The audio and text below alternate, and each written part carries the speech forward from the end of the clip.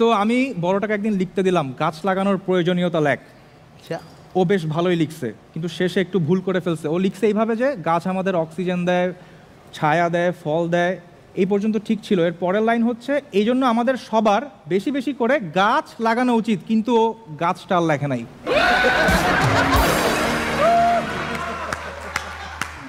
তো ভালো কথা, আমরা সবাই গেলাম চিড়িয়াখানায়। আমার দুই ভাগ্নে এত এক্সাইটেড, ওদের এক্সাইটমেন্ট দেখে বানর লজ্জা পেয়ে গেছে। তারপরে হাতির খাঁচার সামনে গেলাম, আমার ভাগ্নে বলতেছে মামা এটা কি? আমি বললাম হাতি। হাতির সামনে এটা কি? আমি বললাম সুর। এটা দিয়ে কী করে? শ্বাস নেয়। ভালো কথা, আমরা চিড়িয়াখানা দেখে বাসায় গেলাম। তো দুই ভাই গোসল করতে ঢুকে ঝগড়া লাগাই দিছে। শুনলাম বড়টা ছোটকে বলতেছে কি রে তুই শ্বাস কীভাবে নিস এত ছোট সুর দিয়ে?